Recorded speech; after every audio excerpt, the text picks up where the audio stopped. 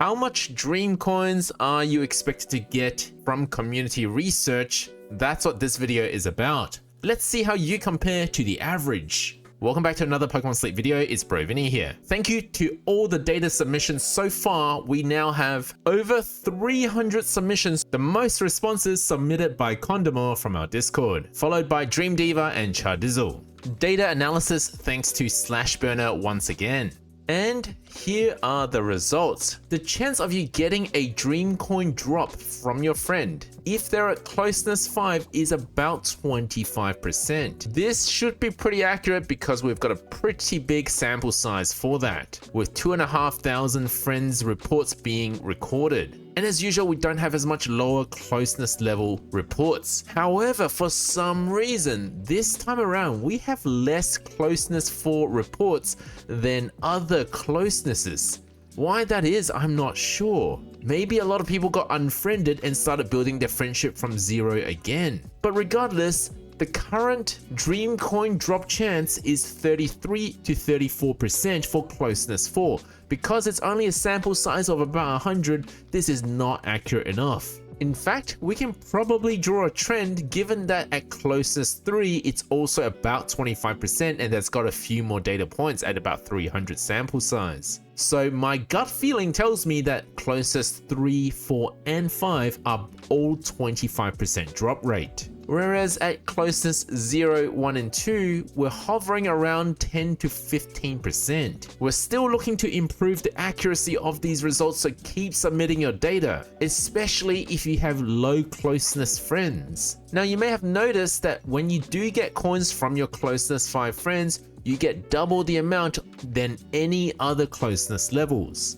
So that means if you have 50 closeness 5 friends, you'll get about 25 coins per day. Let me know in the comments how you compare to this average. So how does that compare to our Suicune or Legendary main drops from community research? Based on our data collection from the last event on Legendary mains, with nearly 12,000 reports, we got about 30 mains in a day for closeness 5, which is higher than our current dream coin count for closeness 5 by about 5 per day. Closeness 4 actually didn't change that much, and neither did closeness 3.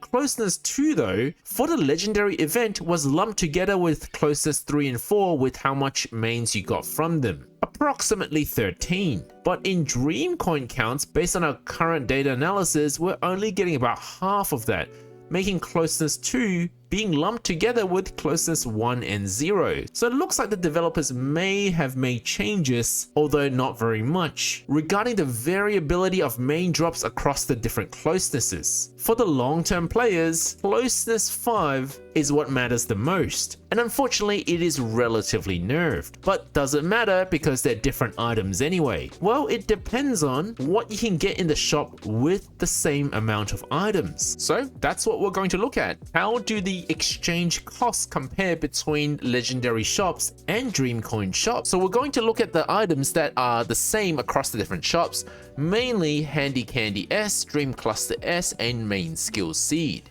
costing 12, 15, and 300 coins respectively. There is a cheaper Handy Candy option as well at 10 coins. I apologize for different color coding here, but let's ignore the color for now. These charts were done at different times. During the Suicune exchange shop, these were the costs. Handy Candy was 12 mains, so the numbers match. But Dream Cluster was a little cheaper at 12, and Main Skill Seed was more expensive at 350 mains. So some things went up and some things went down, if we assume a 1-to-1 conversion between Dream Coin and Main. And if we use the Main Skill Seed as our comparison, costing 50 Dream Coins less than how much it costed in mains, it's about a 15% discount, which is approximately equivalent to how much less dream coins we're getting in community research. So the numbers kind of work out the same if we look at it in that way. But of course it's not so simple, because you can get dream coins and mains from other methods like doing sleep research. And there's also overall less things to spend your dream coins on compared to legendary mains.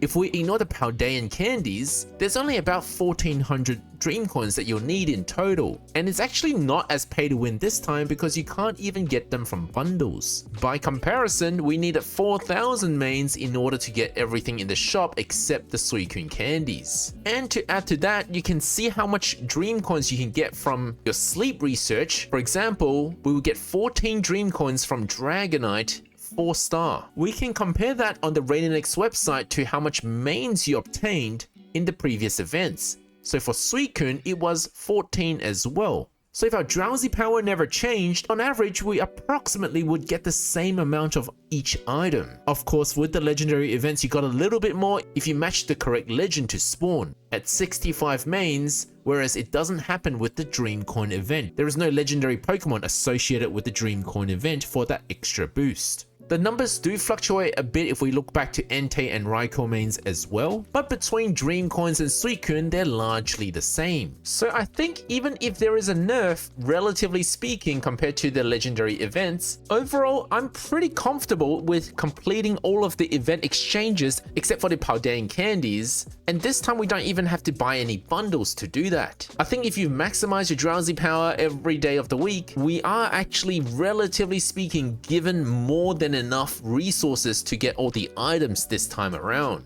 Just some quick estimates: if you're getting about 60 dream coins per day from sleep research, and that's 14 days of an event, you have about 840 mains. Plus, if you have all Closeness 5 friends, you get about 25 dream coins per day for 14 days. That's 1190. And plus on top of that, we had 370 from missions, so that actually adds up to more than enough to get everything in the shop except the Paldean candies. Hopefully this video has helped you guys plan for your event exchange, but don't forget you should get the more expensive items first because you don't want to be a bit short by the end of the event. And a reminder that you've got a few extra days after the event finishes, after the 2-week period finishes, in order to use the exchange shop. The shop closes the Wednesday after the event is over. Thank you for watching, guys. Let me know how you guys are going for this event and whether you're enjoying the 1.5 times candy bonus and where you're planning to go for the second week of the event.